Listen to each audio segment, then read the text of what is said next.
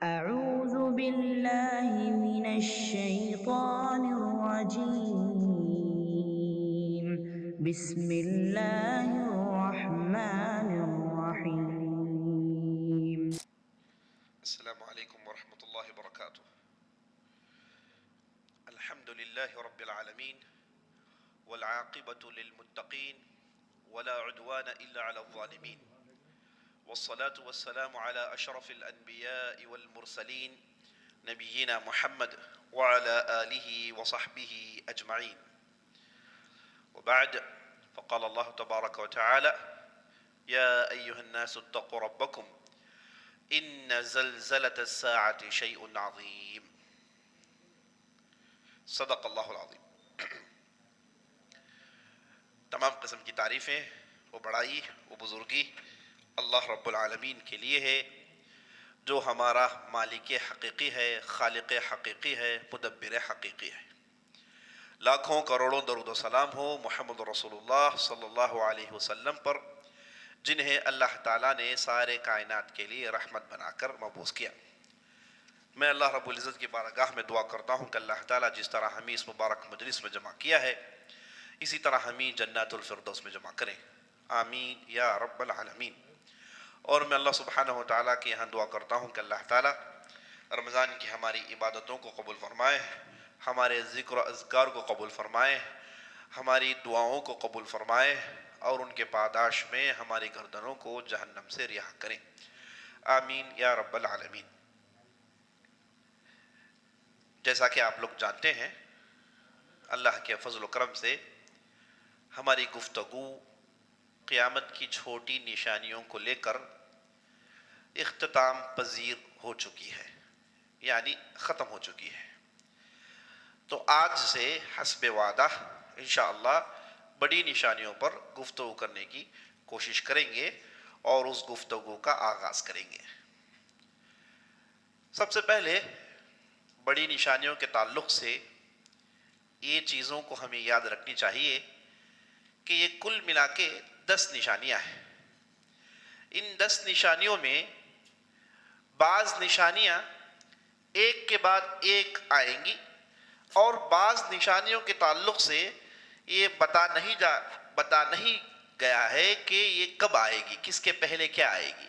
یہ پوری تفصیل آپ کے سامنے آئے گی، لیکن اتنا تو ہمیں معلوم ہے کہ اگر ایک نشانی آ گئی تو اس کے بعد کی نشانیاں پے در پہ بڑی تیزی سے مسلسل آ جائیں گی. جیسے کہ نبی صلی اللہ علیہ وسلم ارشاد فرمایا، ایک ہار ہے، اس ہار کو آپ توڑیں گے تو پہلی کنکر اس کے گرنے کے بعد اس کے بعد کے جتنے بھی کنکر ہیں ایک کے بعد ایک گرتے چلے جاتے ہیں. ایسے یہ نشانیاں ایک کے بعد ایک واقع پذیر ہوتے جائیں گے.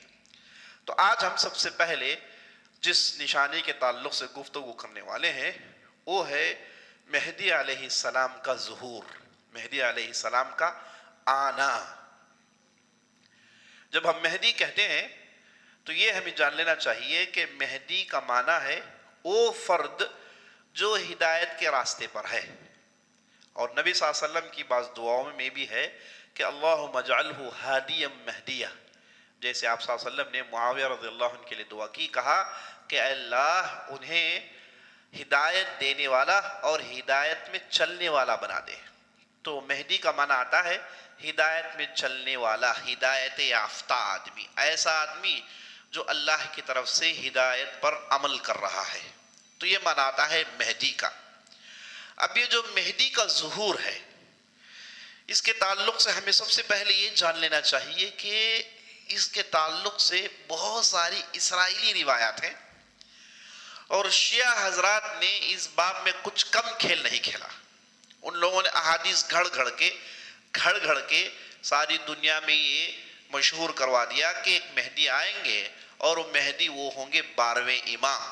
تو شیعہ مہدی کو لے کر بڑے سیریس ہیں، بہت زیادہ سیریس ہیں، ہے نا. ان کا کہنا ہے کہ جو مہدی ہیں یہ ہمارے 12ویں امام ہیں. 11 امام تو آگے، 12ویں امام جو ہیں وہ آئیں گے، انہی کو ہم مہدی کہتے ہیں. لیکن جب ہم احادیث کا مطالعہ کرتے ہیں، احادیث میں جس مہدی کا ذکر آیا ہے اس مہدی کو لے کر گفتگو کرتے ہیں تو ہمیں بات معلوم ہوتی ہے کہ وہ مہدی جس کے تعلق سے شیعہ یہ ساری باتیں بتاتے ہیں، اس مہدی پر اس کا انطباق نہیں ہوتا، ایسے لگتا ہے کہ یہ کچھ اور ہی شخص کو بتا رہے ہیں اور احادیث میں کوئی اور ہی شخص ہے۔ چلیے پہلے احادیث کی روح سے مہدی کون ہوں گے یہ جان لیتے ہیں، اس کے بعد ہم دیکھیں گے کہ شیعہ حضرات ان کے ہاں جو مہدی ہے اس کی کیا حقیقت ہے۔ تو سب سے پہلے نبی صلی اللہ علیہ وسلم نے اس مہدی کے تعلق سے جس کا ذکر احادیث میں آیا ہے، نبی صلی اللہ علیہ وسلم نے ارشاد فرمایا کہ یواطئ اسمہ اسمی، یواطئ اسمہ اسمی و اسم ابیہ اسم ابیہ اسم ابی۔ کہتے ہیں کہ جو مہدی ہے سب سے پہلی چیز جسے لے کر ہم انہیں سمجھ سکتے ہیں وہ یہ ہے کہ ان کا نام میرے نام جیسے ہوگا، ان کا نام میرے نام جیسے ہوگا۔ نبی صلی اللہ علیہ وسلم کا نام محمد ہے اور احمد ہے، یہ دونوں نام سے نبی صلی اللہ علیہ وسلم مشہور تھے، اور قرآن میں دونوں کا ذکر ہے، محمد کا بھی ذکر ہے، احمد کا بھی ذکر ہے۔ تو یا پھر ان کا نام محمد ہوگا یا پھر یہ احمد ہوں گے۔ پھر نبی صلی اللہ علیہ وسلم کہتے ہیں کہ ان کے والد کا نام میرے والد کے نام جیسے ہوگا۔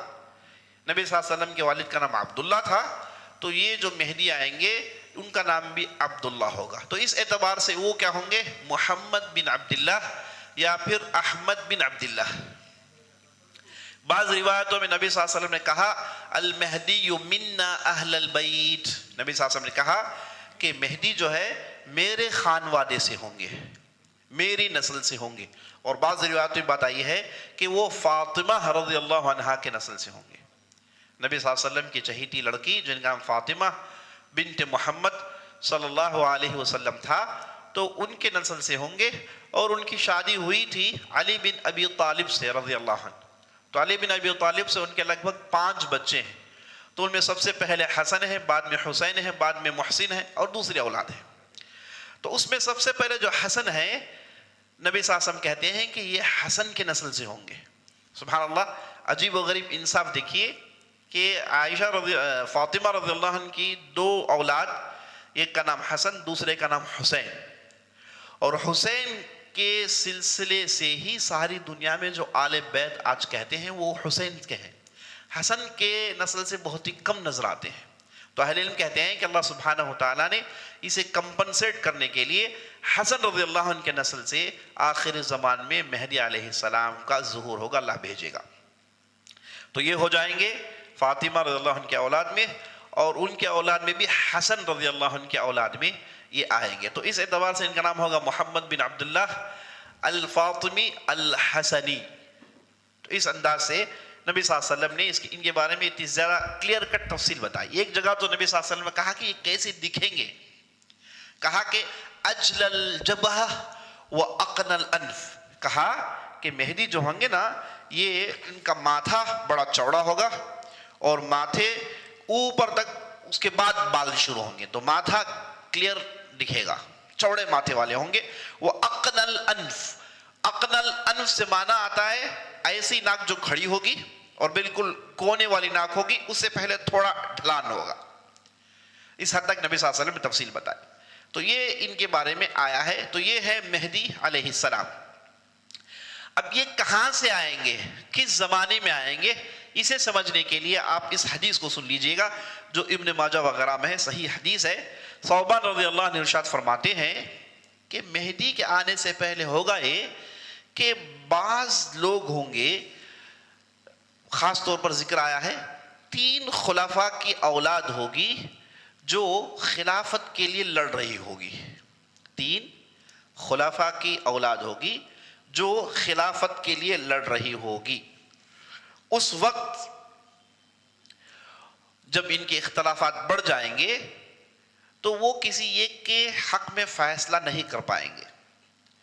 تو اس وقت ہوگا یہ کہ ایک صاحب کا ظہور ہوگا جو مشرق سے آئیں گے۔ مشرق عربوں کے لیے عراق کا ایریا، ایران کا ایریا، افغانستان کا ایریا، ان علاقوں کو عرب مشرق کہتے ہیں۔ تو ان کا ظہور بھی مشرق سے ہوگا، اور دجال کا ظہور بھی مشرق سے ہوگا، اور مختلف فتنوں کا ظہور بھی مشرق سے ہوگا، اور حل بھی مشرقی سے آئے گا۔ تو حدیث سے معلوم ہوا کہ یہ مشرق سے آئیں گے۔ اور یہ جب آئیں گے تو ان کے ساتھ کالے جھنڈے والوں کی بڑی تعداد ہوگی، اور یہ جب آئیں گے تو لڑائیاں جب گھمسان کی ہوگی، بہت زبردست لڑائیاں ہوں گی، ان میں اللہ سبحانہ و تعالیٰ انہیں جیت دے گا۔ اس حدیث میں نبی صلی اللہ علیہ وسلم کہتے ہیں کہ اگر تمہیں معلوم ہو گیا کہ وہ آ گئے ہیں تو تم پوری کوشش کرو، اگرچہ کہ رینگتے ہوئے، نہ کہ صرف رینگتے ہوئے ایس کے سلوں میں، برف کے سلوں میں اگر تمہیں رینگنا پڑے تو رینگ کر پہنچو اور ان کے ہاتھ میں بیعت کرو، انہیں خلیفہ مانو اور انہیں مہدی مانو۔ نبی صلی اللہ علیہ وسلم نے یہاں تک بتایا۔ اور بعض روایتوں سے بات معلوم ہوتی ہے کہ یہ اس علاقے میں پیدا ہوں گے، انہیں خود نہیں معلوم ہوگا کہ یہ کس مرتبے والے ہوں گے، کس مقام کے ہوں گے، ان کے اندر یہ کیسے کیلیبر ہوگا، انہیں خود نہیں معلوم ہوگا۔ جب یہ پیدا ہوں گے ان کی معمولی سی زندگی ہوگی، ایسی زندگی گزار رہے ہوں گے، اور اچانک ایک رات، نبی صلی اللہ علیہ وسلم نے حدیث میں ارشاد فرمایا یصلحہ اللہ فی لیلہ، اللہ سبحانہ و تعالی انہیں ایک رات میں ان کی سوچ، ان کی سمجھ، ان کی ہمت، ان کے حوصلے میں فرق پیدا کر دے گا، ایک ہی رات میں۔ یعنی ایسے معلوم ہوتا ہے کہ وہ نارمل لائف جی رہے ہوں گے، انہیں پبلک لائف جینے کے لیے، اتنا بڑا انقلاب برپا کرنے کے لیے، اور سارے دشمنوں کو ختم کرنے کے لیے، اور زمین میں امن قائم کرنے کے لیے اللہ سبحانہ و تعالیٰ ایک رات میں انہیں تیار کرے گا، ایک رات میں ان کا دل تیار ہوگا۔ احادیث سے ہی معلوم ہوتا ہے یصلح اللہ فی لیلہ، ایک ہی رات میں اللہ سبحانہ و تعالیٰ انہیں تیار کرے گا۔ تو یہ آئیں گے۔ بعض روایتوں سے بات معلوم ہوتی ہے کہ جب یہ جو خلفاء کی 3 اولاد خلافت کے لیے لڑ رہی ہوگی، آپس میں ساری دنیا والے پڑھیں گے، جانیں گے کہ یہ 3 خلفاء کی اولاد آپس میں لڑ رہی ہے خلافت حاصل کرنے کے لیے، تو اسے بات معلوم ہوئی کہ اس وقت خلافت واپس آ گئی ہوگی۔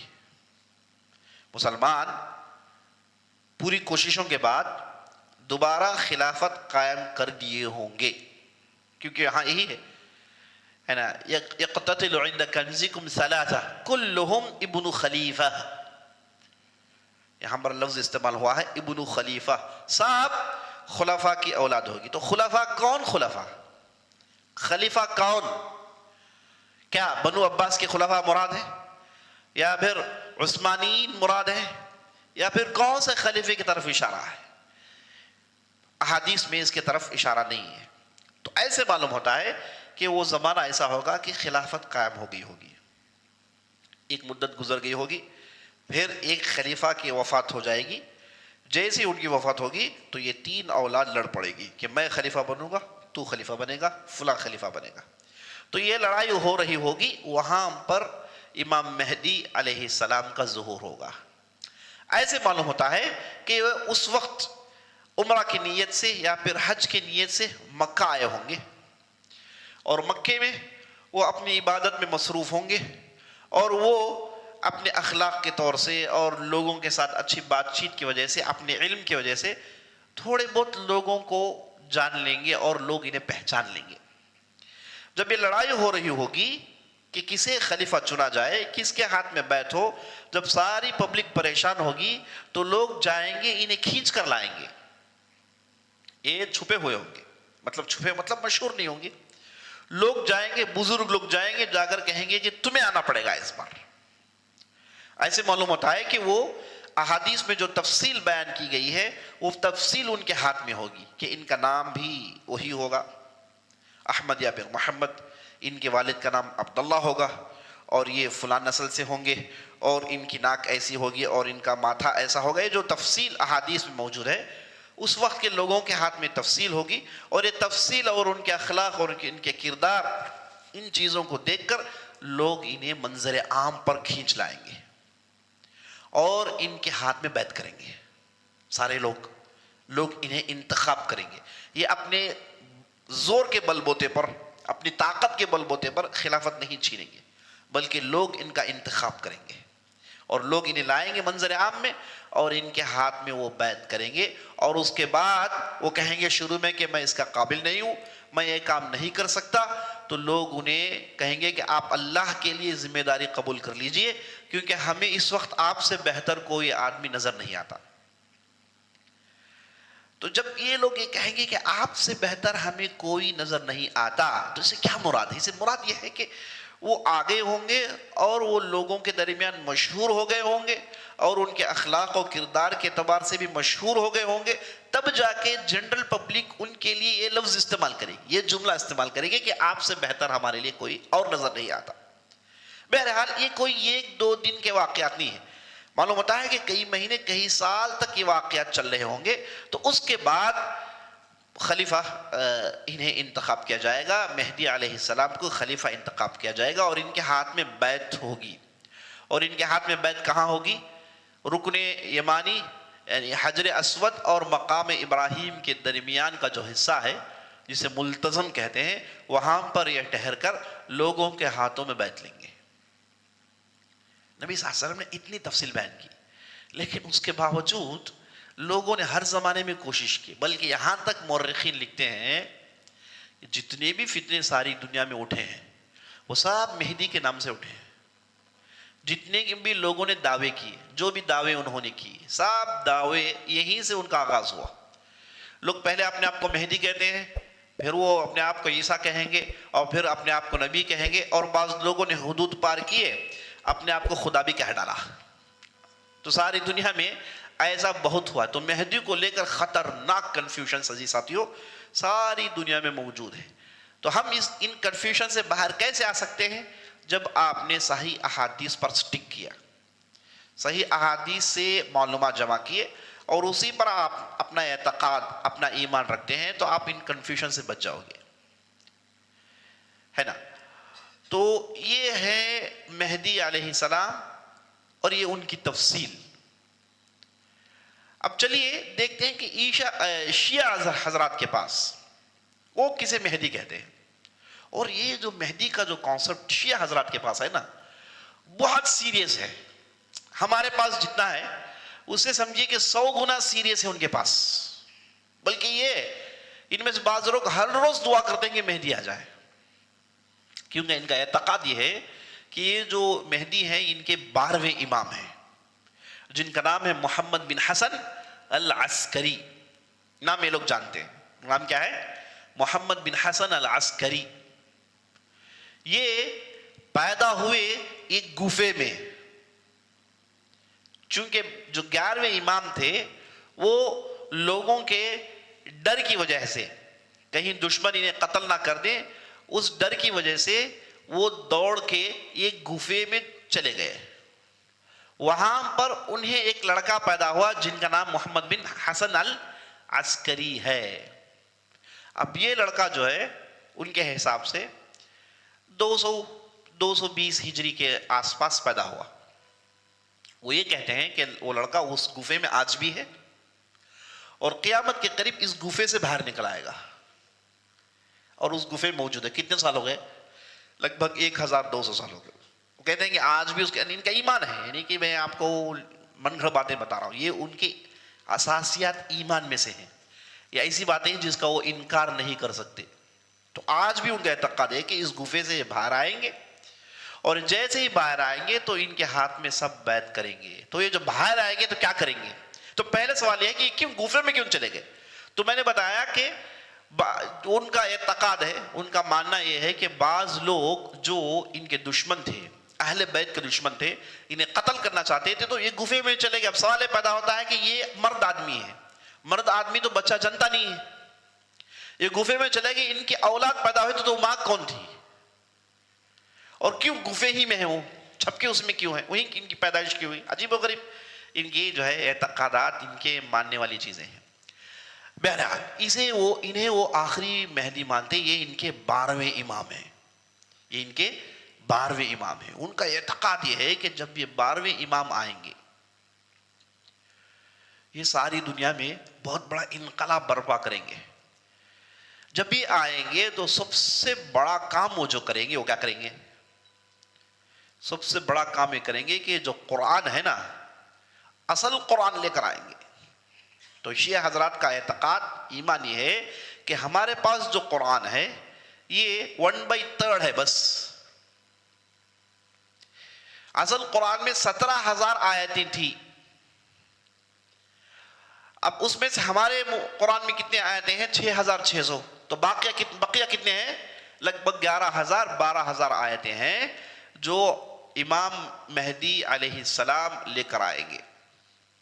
اس میں سورۃ علی ہے، سورہ فاطمہ ہے نا، جتنے بھی ان کے بڑے بڑے ہیں سب کے نام کے اس میں سورے موجود ہیں، ہے نا، اور پتہ نہیں کیا کیا.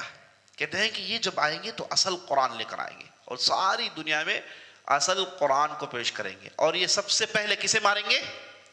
سنیوں کو ماریں گے، ہے نا، کیونکہ ان لوگوں نے اصل قرآن چھپا لیا. ان لوگوں نے اہل بیت سے دشمنی کی، ان لوگوں نے اہل بیت کو ختم کرنے کی کوشش کی. یعنی پورا ایمان اہل بیت ہی کے آس پاس ہے بس. آخرت، جنت، جہنم، قبر کا عذاب، زندگی میں جینا، دوسرے مسائل، دوسرے اعتقاد سب کنارے کیجیے، اہل بیت کو پکڑ لیجیے بس. ہم سنی بھی اہل بیت کو مانتے ہیں اور اہل بیت کی محبت ہم کہتے ہیں کہ ایمان میں سے ہے. حب اہل البیت من الایمان، حدیث ہے صحیح. ہم اہل بیت کی عزت کرتے ہیں، احترام کرتے ہیں، لیکن غلو نہیں کرتے. ان کے درجات کو بلند کر کے انہیں اللہ ہی کے حدود میں داخل نہیں کر دیتے. اب یہ جو 12 امام ہیں ان کے تعلق سے ان کا عقیدہ یہ ہے کہ جو 12 امام ہیں یہ سب علم غیب جانتے ہیں. یہ 12 امام یہی ساری دنیا چلاتے ہیں، وہ سب ساری باتیں جانتے ہیں. یعنی جتنے بھی آپ بد عقیدے کی باتیں سنتے ہیں سب ان کے پاس موجود ہے. اللہ حفاظت فرمائے. تو یہ جو شیعہ حضرات کہتے ہیں کہ جو مہدی آئیں گے یہ وہ ہے. اور آپ کو تعجب ہوگا کہ یہ جو گفا ہے جانتے بھی ہیں.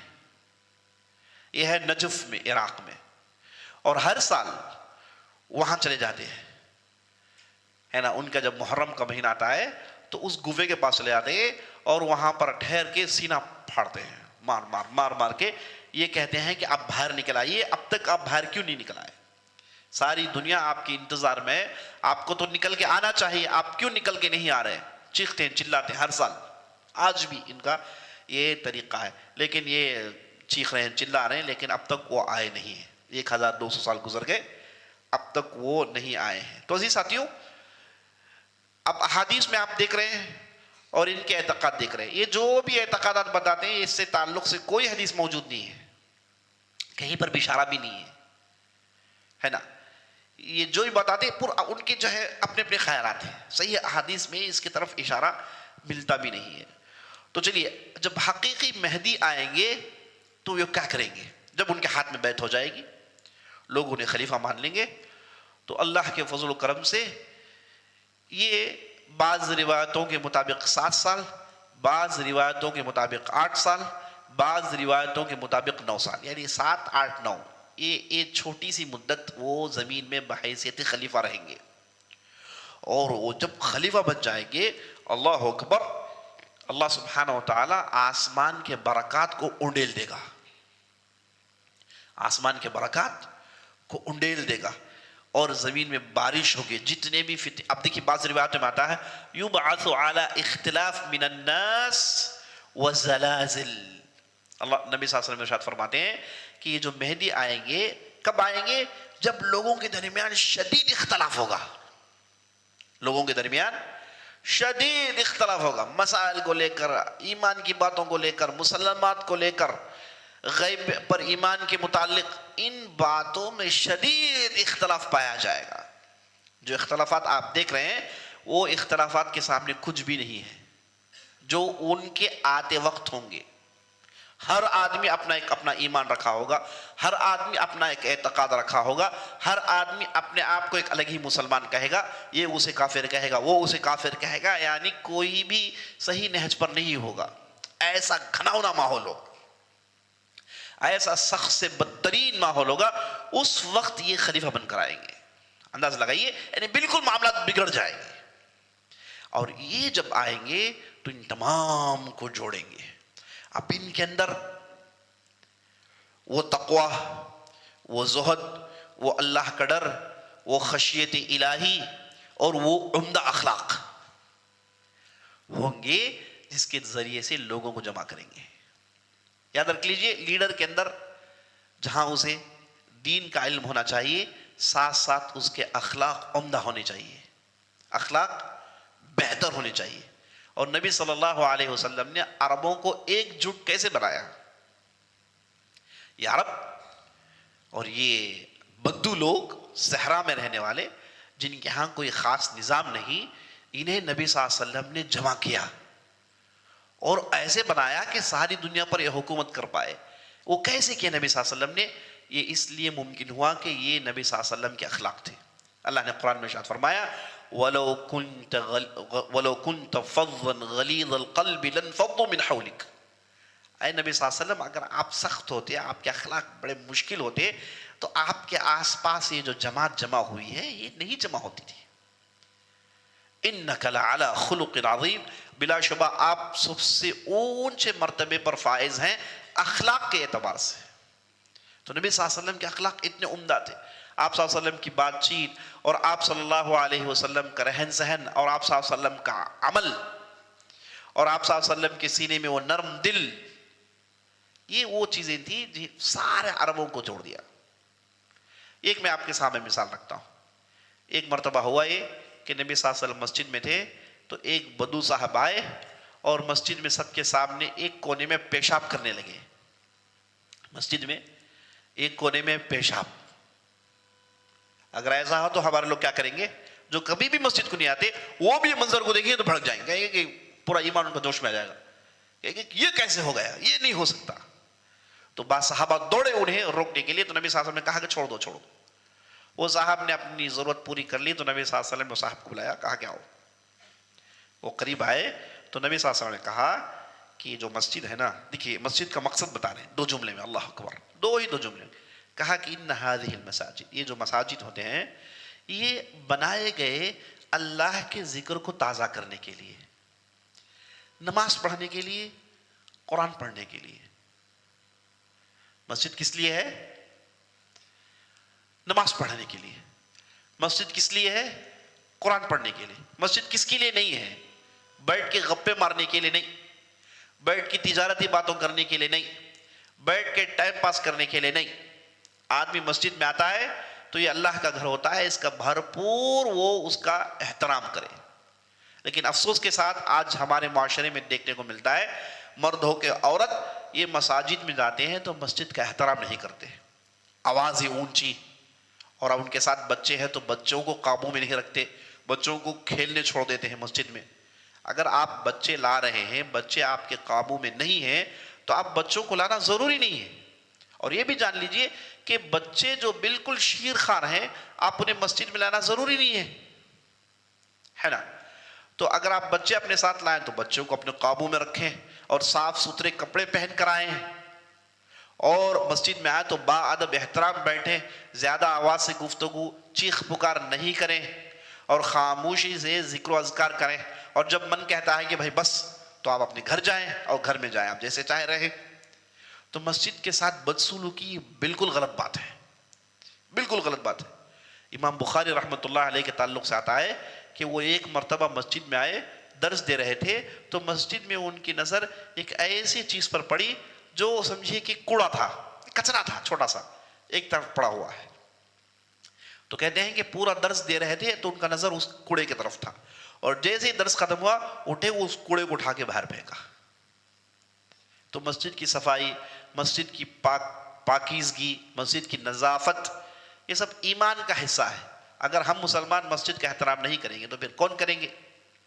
تو بہرحال تو نبی صلی اللہ علیہ وسلم نے وہ صحابی بھی بلا کر کہا کہ دیکھو بھائی مسجد ہے نا نماز پڑھنے کے لیے، قرآن پڑھنے کے لیے، اللہ کا ذکر کرنے کے لیے، اس کے علاوہ دوسرے کام کرنے کے لیے نہیں. یہ نہیں کہا کہ پیشاب کرنے کے لیے نہیں.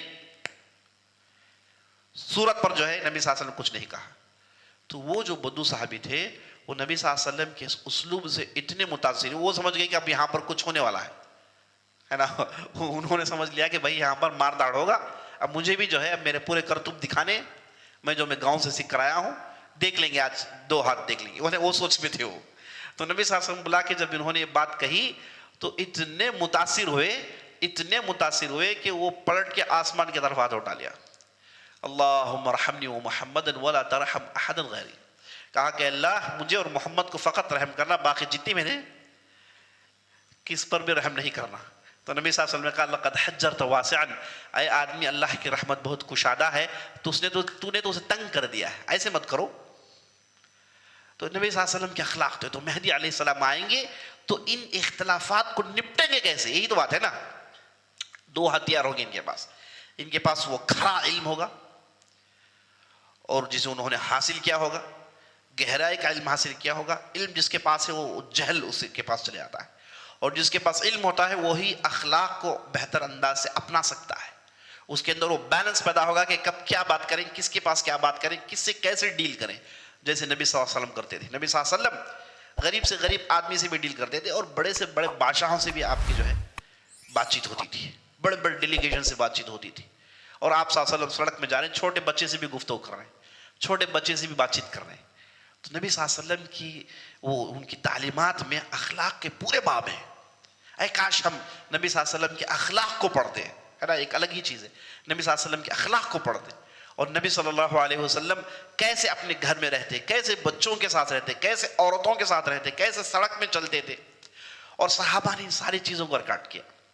آپ کے یہ موبائل 8 کے 4 کے کیا ریکارڈ کریں گے، ہے نا؟ اس سے بہترین انہوں نے جملوں میں نبی صلی اللہ علیہ وسلم کے اخلاق کو ریکارڈ کیا، جنہیں ہم احادیث کہتے ہیں۔ آپ احادیث دیکھیں گے، ایسے الفاظ ہیں، ایسے شیرین جملے ہیں کہ آپ دیکھتے ہیں، پڑھتے ہیں تو ایسے نظر آ رہا ہے کہ آپ گویا کہ نبی صلی اللہ علیہ وسلم کو دیکھ رہے ہیں۔ اس حد تک ان لوگوں نے نبی صلی اللہ علیہ وسلم کو لوگوں کے سامنے لایا ان احادیث کے ذریعے سے۔ بہرحال مہدی علیہ السلام کے پاس یہ دو چیزیں ہوں گی، وہ کھرا علم رکھیں گے اپنے پاس، اور اس کے پاس وہ اخلاق ہوں گے جن کی وجہ سے سارے اختلافات کو اپنے قبضے میں کر لیں گے۔ اور نبی صلی اللہ علیہ وسلم حدیث میں کہتے ہیں وَالزَّلَازِلِ، ایک طرف اختلافات، ایک طرف یہ جھگڑے، ایک طرف یہ مار دھاڑ، ایک طرف یہ ڈسپیوٹ، سب کچھ ہے، ساتھ ساتھ زمین میں زلزلے ہوں گے چاروں طرف۔ کوئی سنے گا کہ بھئی فلاں ایریا اندر چلا گیا، فلاں بستی اندر چلی گئی، فلاں علاقہ اندر چلا، یہ زلزلے چل رہے ہوں گے، ساتھ ساتھ لوگوں کے اندر یہ مسائل ہوں گے۔ یہ دونوں کے بیچ میں مہدی علیہ السلام آئیں گے، اللہ اکبر، دونوں کو بدل دیں گے۔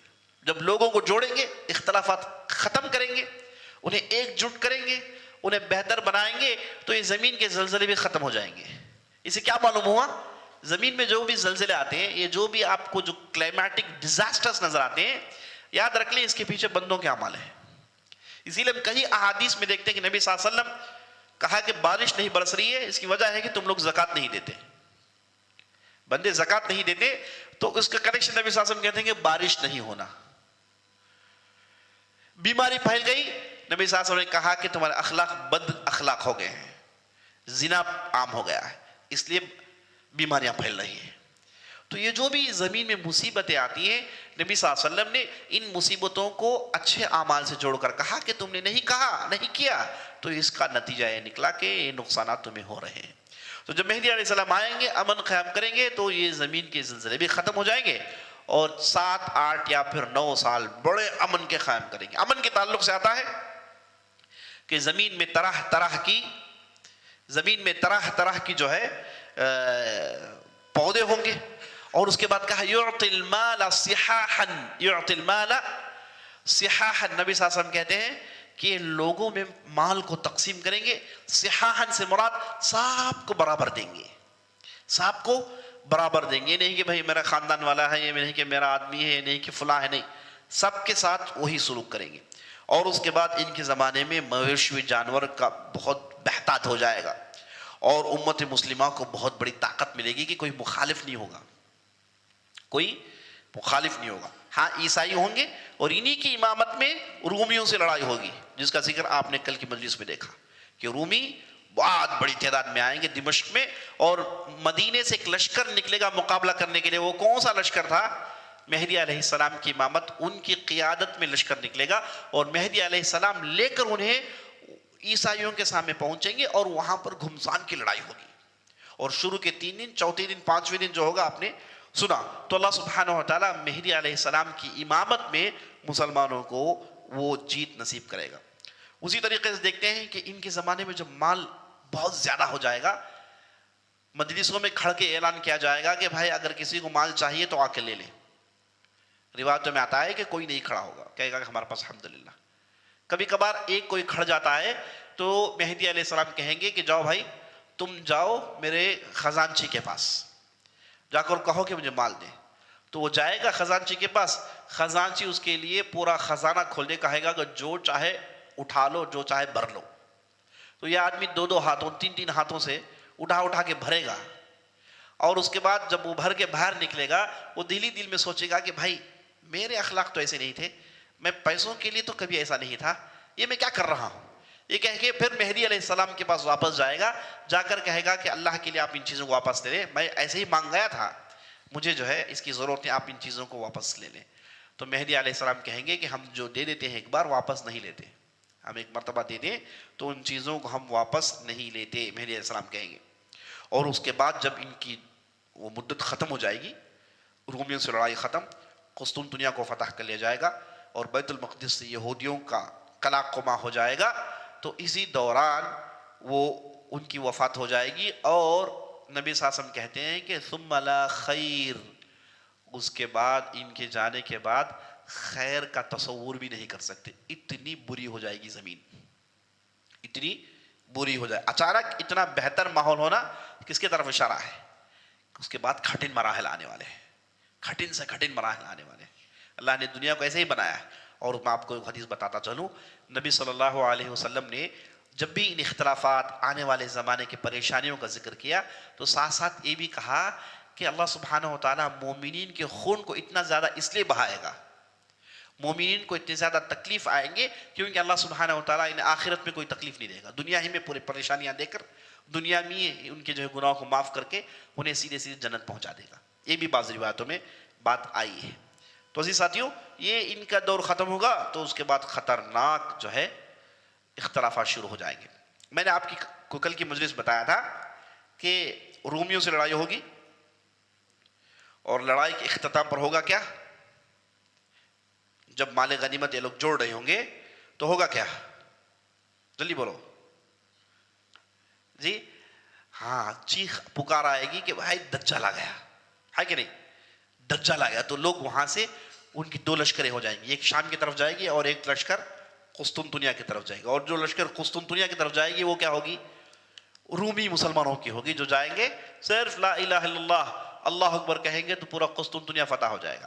اور شام میں جو رہیں گے وہ مقابلہ کریں گے کس کا؟ دجال کا, ہے نا.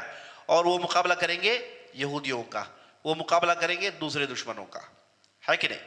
تو جب مہدی علیہ السلام شام آئیں گے اور وہاں پر یہودیوں سے ان کے مقابلے ہوں گے, یہودیوں کو مکمل طور پر ختم کیا جائے گا.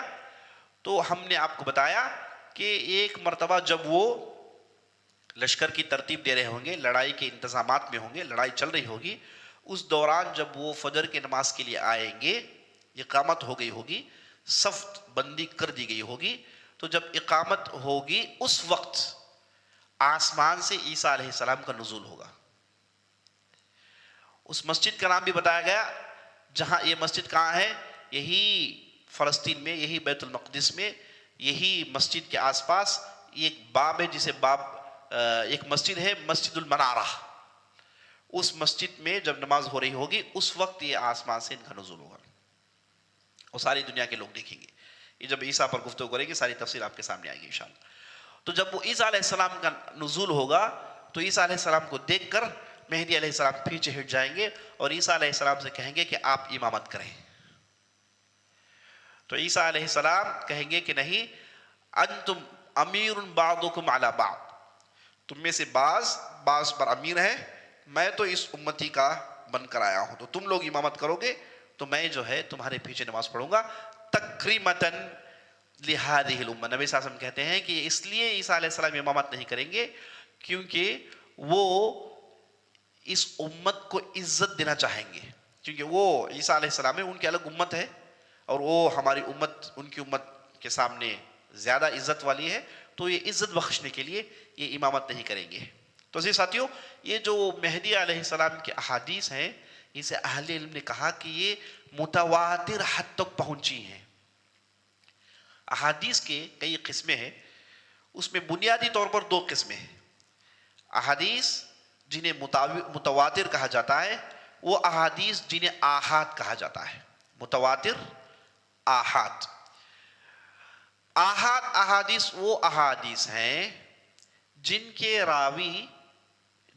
راوی گنتی کے حد تک پہنچے ہیں. یعنی آپ کہیں گے کہ بھائی ان کے 2 راوی ہیں، ان کے 3 راوی ہیں، ان کے 4 راوی ہیں، راویوں کی گنتی معلوم ہوگی. متواتر وہ احادیث ہیں جن کی کوئی گنتی نہیں ہوگی،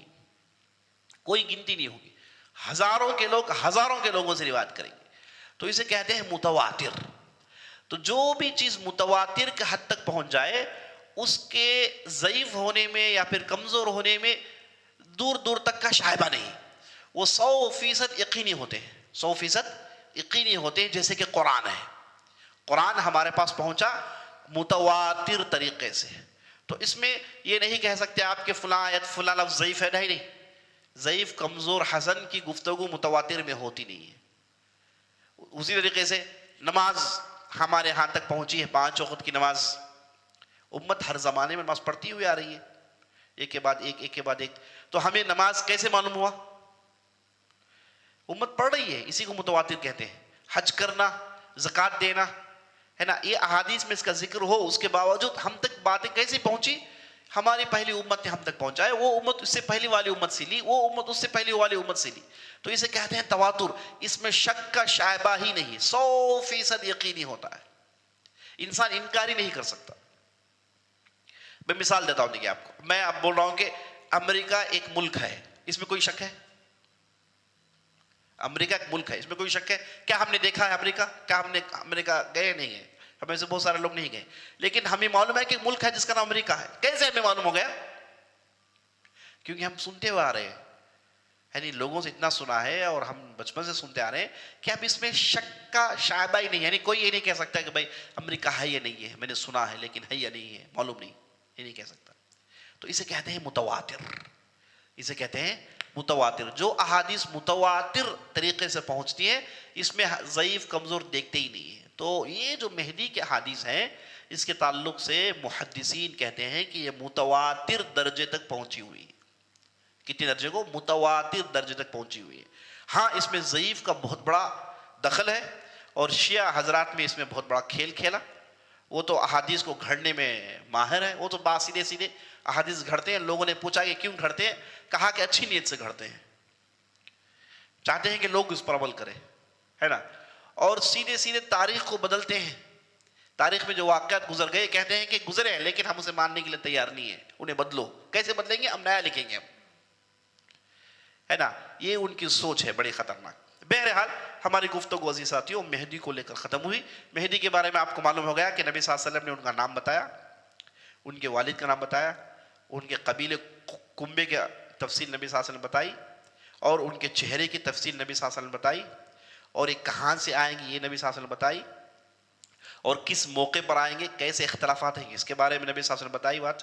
اور اس کے بعد وہ جب آئیں گے تو کس قسم کا امن قائم ہوگا، کیسے دولت میں فراوانی ہوگی، کیسے سامان میں بہتاتی ہوگی، یہ ساری چیزیں نبی صلی اللہ علیہ وسلم بتائی. لیکن جیسے میں نے آپ کو بتایا، یہ پوری تفصیل ہونے کے باوجود ہم دیکھتے ہیں کہ لوگ ایسے، بھائی کم از کم آدمی عربی ہو تو الگ بات ہے، وہ پیدا ہوتا ہے کہیں ہندوستان، پاکستان، بنگلہ دیش، اسے عربی کا ایک لفظ بھی معلوم نہیں، نہ وہ کسی نسل کا ہے، سیدھے کہتا ہے کہ میں مہدی ہوں. کیسے؟ ہے نا. ایک مشہور واقعہ عرب کے سرزمین میں ہوا، 1980s میں حرم کے اندر ہوا. ایک صاحب تھے جن کا نام جہیمان العتیبی. یہ صاحب ایک بہت بڑی جماعت اپنے ساتھ جمع کر لی اور اپنے آپ کو مہدی کہا. بھائی مہدی کا نام محمد ہے، تمہارا نام کیا ہے؟ میرا نام جہیمان. وہ قبیلہ کس کا ہے؟ وہ قریشی ہے. تمہارا قبیلہ کا ہے؟ عتیبی ہے. لیکن اس نے لوگوں کو منایا اور لوگ اس کے ساتھ جمع ہو گئے. میں نے آپ کو کل بتایا ہر گرنے والی چیز کو اٹھانے والے موجود ہیں، چاہے جتنی بھی کوالٹی کم ہو اسے خریدنے والے لوگ ہیں، ہے نا. فالتو لوگ تو بہت ہیں، ان کی تعداد کچھ کم نہیں ہے. ٹائم پاس کرنے کے لیے فالتو لوگوں کی کچھ کم نہیں دنیا میں، اللہ حفاظت فرمائے. تو اس کے آس پاس لوگ جمع ہو گئے 1980s میں. اور جو سعودی عرب کے اندر مشہور ایک اسٹیٹ ہے قصیم کے نام سے، وہاں سے یہ لوگوں کو لایا اور اچانک حرم میں گھس گیا، حرم کے دروازوں کو بند کیا، وہاں کے امام کو قتل کیا، اور اس نے مائک پکڑا اور چیخ کر کہا کہ مہدی آ گیا ہے. نہ نام ان سے نام جیسا ہے، نہ چہرہ شکل وہ ہے. بھائی یہ تفصیل پھر کیوں بتائی گئی؟ یا حدیث میں تفصیل کیوں بتائی گئی؟ یعنی میں اس لیے بتا رہا ہوں کہ اگر کسی کو یہ وسوسہ ہو کہ وہ مہدی ہو رہا ہے تو کم از کم ان چیزوں کو تو میچ کر لے. ان چیزوں کو تو میچ کر لے بھائی. نہ نام میچ ہو رہا، نہ قبیلہ میچ ہو رہا، نہ چہرہ میچ ہو رہا، نہ تمہیں عربی کچھ معلوم ہے. ہاں اس کے باوجود ہندوستان میں کتنے لوگوں نے مہدی کا دعویٰ کیا، ہر روز دعویٰ کر رہے ہیں. تو یہ جو صاحب آئے تھے یہ داخل ہوئے حرم میں، اور یہ بہت سارے جنازے لائے تھے. لوگوں نے اصل میں جنازے سمجھا، بعد میں معلوم ہوا کہ اندر فل ہتھیار ہیں. ہتھیاروں کو بھر کے حرم میں گھس گئے اور حرم کے دروازوں کو بند کر دیا. لگ بھگ 2 ہفتے یا پھر 3 ہفتے یہ صاحب نے اندھا دھند حاجیوں کو قتل کیا. جو بھی ان کی بات نہیں مانتا مار دیتے، اور حرموں کو بند کر دیا. اور لوگوں میں تلاش کر جاتے، وضو معلوم؟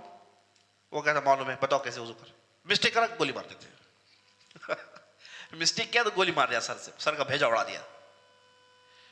بلا کے پوچھا کہ سورہ فاتحہ معلوم ہے؟ پڑھو. مسٹیک کیا؟ مار دیا گولی. بولا کہ تم ہے نا جینے کی جو ہے حیثیت نہیں رکھتے، کون میں فیصلہ کرنے والے؟ تو خون کو بے تحاشا بہایا گیا.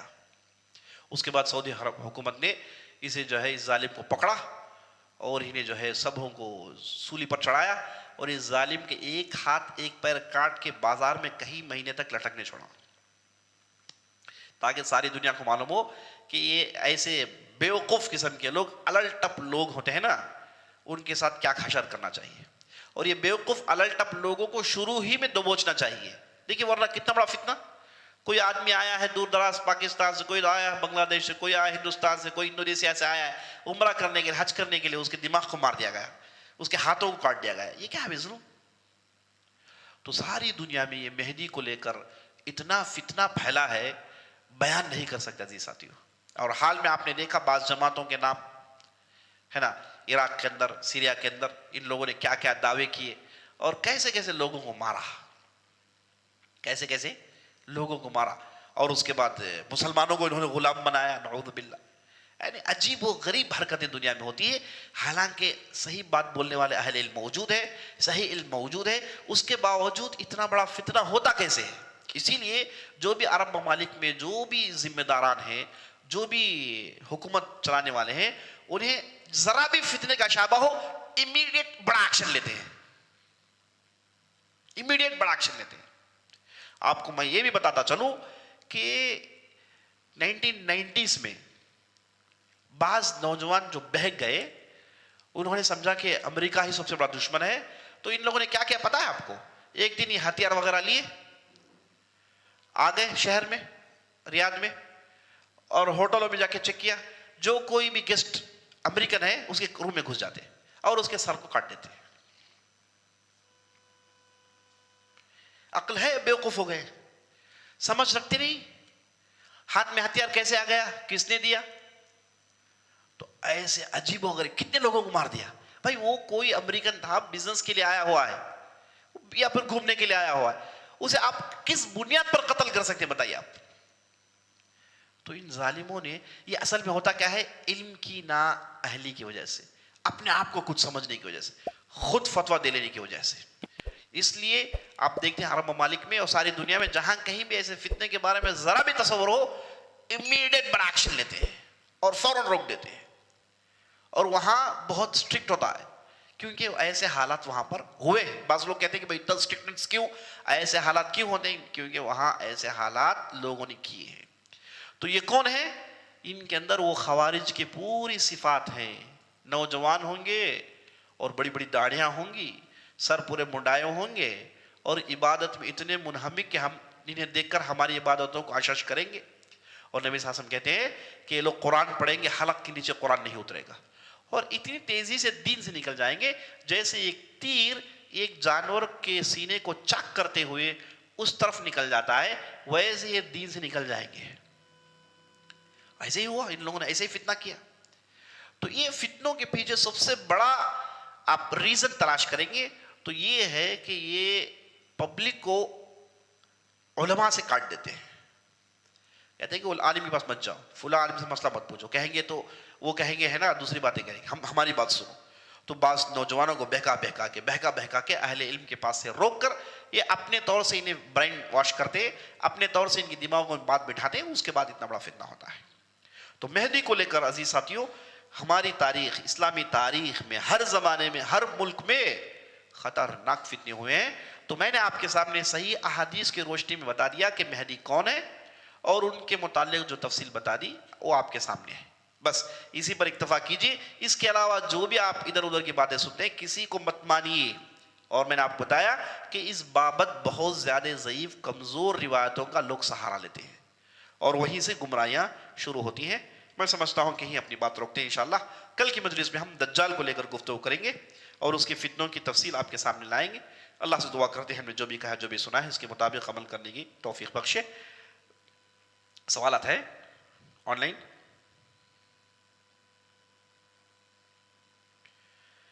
جی سوالات آئے ہیں. پہلا سوال ہے کہ سورہ واقعہ پڑھنے سے کیا مال میں برکت ہوتی ہے؟ میں اس تعلق سے نہیں جانتا ہوں کہ سورہ واقعہ، بلکہ اتنا جانتا ہوں کہ سورہ واقعہ سونے سے پڑھنا یہ ثابت ہے، لیکن مال میں برکت کے لیے سورہ واقعہ کے پڑھنے سے کچھ ہوگا یہ میں نہیں جانتا. اللہ عالم.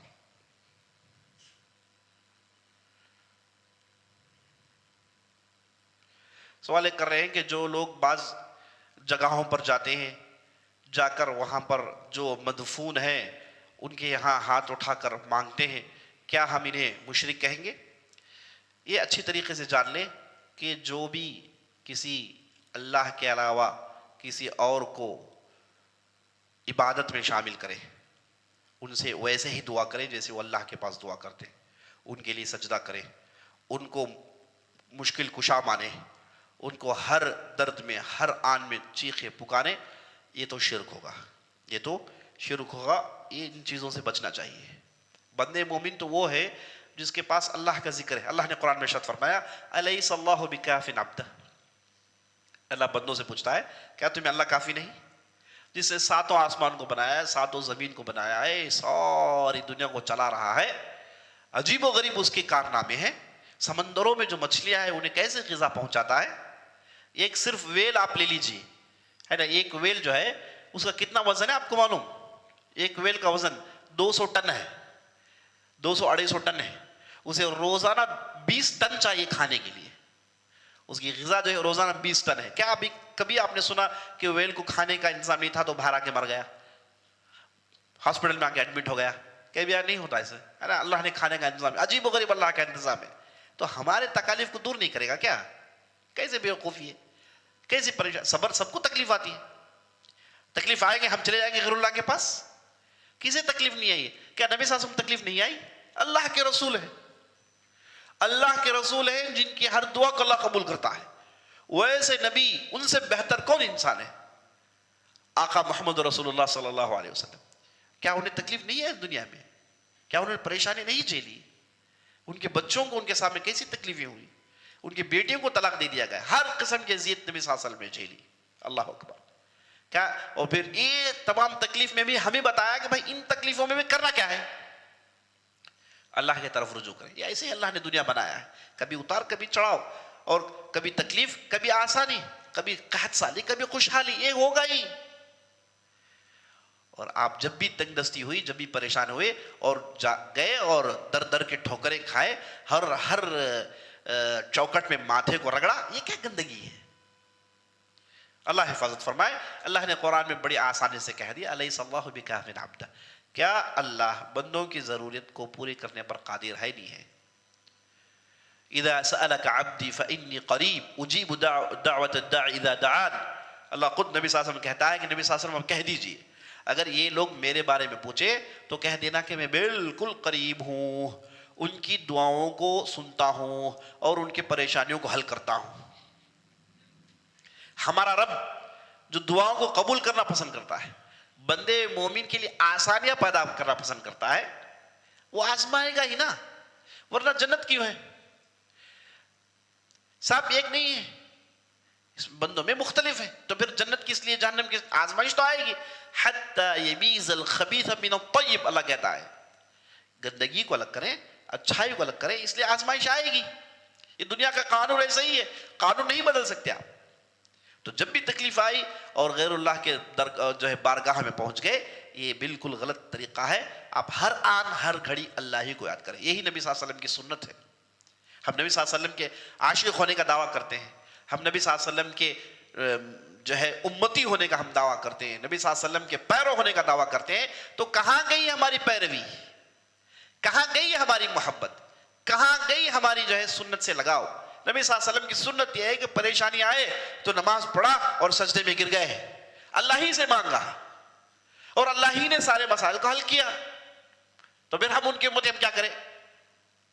تو ایک طرف نبی صلی اللہ علیہ وسلم کی محبت کا دعویٰ اور ایک طرف نبی صلی اللہ علیہ وسلم کی پیروی کا دعویٰ اور ایک طرف ایسی حرکتیں جو سنت سے تعلق ہی نہیں. دھوکہ آپ کسے دے رہے ہیں؟ خود اپنے آپ کو یا پھر اللہ کو؟ دونوں صورت میں نقصان ہمیں اٹھانے والے ہیں. اللہ حفاظ فرمائے. سوال کر رہے ہیں کہ ہمیں کیسے معلوم ہوا کہ ہماری دعا قبول ہوگی؟ آپ کی ضرورت پوری ہو گئی ہوگی. اور جب انسان ہاتھ اللہ کے بارگاہ میں اٹھاتا ہے، دعا کرتا ہے، تو اللہ سبحانہ وتعالیٰ کو شرم آتی ہے کہ بندے مومن کے ہاتھوں کو خالی چھوڑے. اس دامن میں کچھ نہ کچھ گرے گا. ایک آپ کی دعا قبول ہوگی، یا پھر اس کے برابر گناہوں کو معاف کر دیا جائے گا، یا پھر قیامت کے دن اس کا بدلہ ملے گا، یا پھر اس وقت یہ دعا قبول ہوگی جب تمہیں اس چیز کی زیادہ ضرورت ہو. رائے گا نہیں جاتی. جو آدمی ہاتھ اٹھا کے اللہ کے پاس سیریسلی مانگتا ہے، وہ اس کی دعا رائے گا نہیں جاتی ہے نا.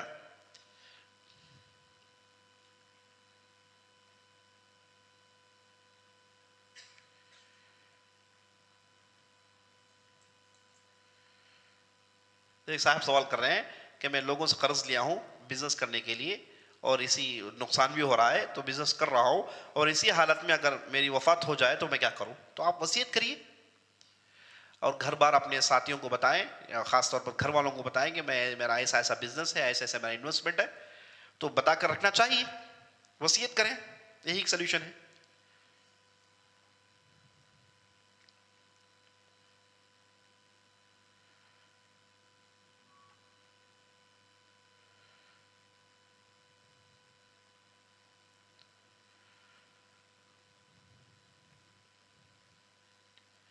عیسیٰ علیہ السلام کا نزول کہاں ہوگا؟ عیسیٰ علیہ السلام کا نزول شام میں ہوگا.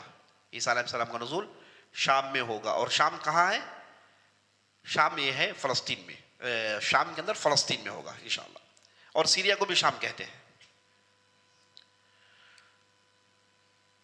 ٹھیک ہے، آج کے موضوع کے متعلق سوالات پوچھ لیتے ہیں. آج ہم نے مہدی علیہ السلام پر گفتگو کی. چلیے آسان سوال سے شروع کرتے ہیں کہ نبی صلی اللہ علیہ وسلم نے کہا کہ جب آپ کو مہدی آ گئے ہیں، اس کا علم ہو گیا، ان کی آمد کا علم ہو گیا، تو آپ جائیں ان کے ہاتھ میں بیعت کریں. تو نبی صلی اللہ علیہ وسلم نے وہ جانے کے لیے ایک ورسٹ سیناریو کا ایگزامپل دیا. وہ کیا ایگزامپل تھا آپ بتائیے؟ آئیے ماشاء اللہ، کس پر رکھ لے جانا؟ ہاں ویری گڈ. نام کیا ہے آپ کا؟ آیا احمد، بیٹھیے.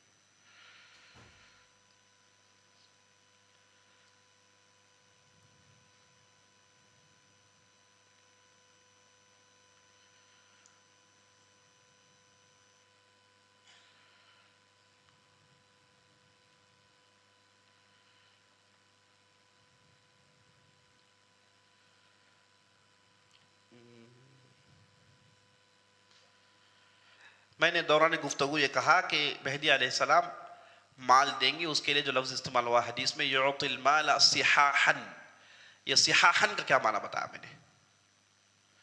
یعطی المال، مال دیں گے صحاحا، صحاحا کا معنی میں نے بتایا. ایک منٹ آپ جواب دیں گے پھر سوال بدلنا پڑے گا ہے نا. سوال آپ ہاتھ اٹھائیے، میں بلاؤں گا پھر آپ جواب دیجیے گا. ہاں جواب صحیح ہے، لیکن اس ہے نا یہ طرز سے باہر چلا گیا.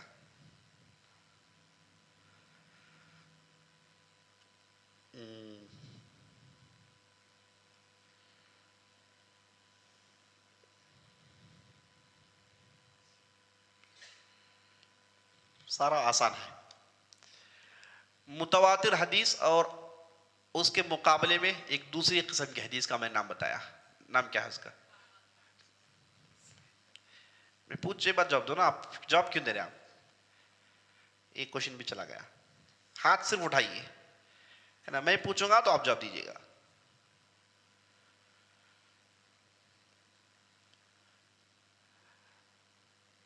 مہدی علیہ السلام کا پورا نام ان کے قبیلے کے ساتھ کون بتائیں گے؟ پورا نام ان کے قبیلے کے ساتھ, ان کے نسل کے ساتھ کم از کم. آپ بتائیے. آپ ہاں, نام اور پورے نسل کے ساتھ. بیٹھ جائیے, آپ ریسٹ کریے. کون بتائے گا؟ آپ بتائیے.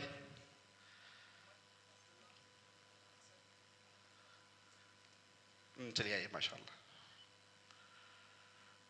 آپ کا نام؟ واجد.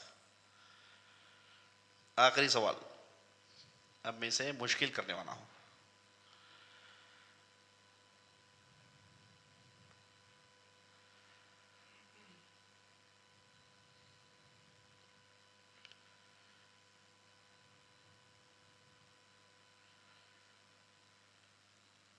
میں نے دوران گفتگو یہ بتایا کہ شیعہ حضرات کے پاس جو مہدی ہوگے وہ 12ویں امام ہوں گے. ان کا نام میں نے کیا بتایا؟ نہ بتائیے. نہیں, آپ ہاں.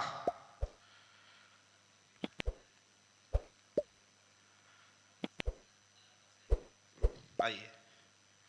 محمد بن حسن العسکری. نام کیا آپ کا؟ مبارک. مجلس میں اگر کسی کے پاس سوال ہے تو پوچھیے گا انشاءاللہ.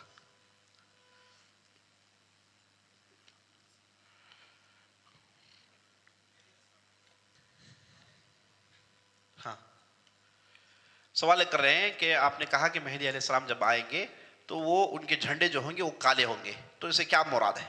دیکھیے, نبی صلی اللہ علیہ وسلم کے پاس جو جھنڈے تھے وہ بھی کالے تھے. آپ صلی اللہ علیہ وسلم جب مکہ میں داخل ہوئے تو جس جھنڈے کو لے کر آپ صلی اللہ علیہ وسلم داخل ہوئے اس کا رنگ بھی کالا تھا. تو ایسے معلوم ہوتا ہے کہ کالا رنگ جو ہے وہ نبی صلی اللہ علیہ وسلم نے استعمال کیا ہے جھنڈوں میں, تو اس لیے مہدی علیہ السلام آئیں گے تو ان کے جھنڈے بھی کالے ہوئیں گے. کالا رنگ اور شیعہ سے کوئی تعلق نہیں ہے, انہوں نے اس رنگ کو اٹھا لیا ہے اور ہم اسے دینے والے نہیں ہیں. یہ رنگ جو ہے کامن ہے, ہم مسلمانوں کو کوئی رنگ نہیں ہے. ہرا رنگ, سفید رنگ, کالا رنگ, لال رنگ, جتنے بھی رنگ ہیں پورے مسلمانوں کے ہے نا. بعض رنگ ہمارے لیے خاص نہیں ہے, سب رنگ ہمارے.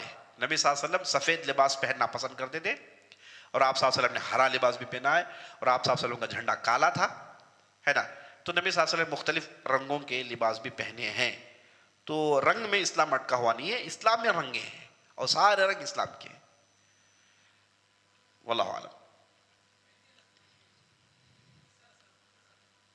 مہدی علیہ السلام, ہاں, عیسیٰ علیہ السلام کی تفصیل کل آئے گی انشاءاللہ. مہدی علیہ السلام کے بارے میں نے آپ کو بتا دیا, 7, 8 یا پھر 9 مختلف روایتیں ہیں.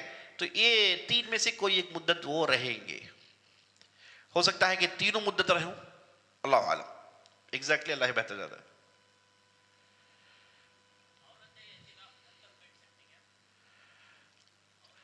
سوال کر رہے ہیں کہ کیا عورتیں گھر پر اعتکاف کر سکتی ہیں اگر گھر میں ایک ایسی جگہ ہو جس میں وہ نماز پڑھتی ہیں, خاص نماز کے لیے کوئی ایک جگہ ہو جو اسپیشل اسی کے لیے وہ استعمال کرتی ہیں.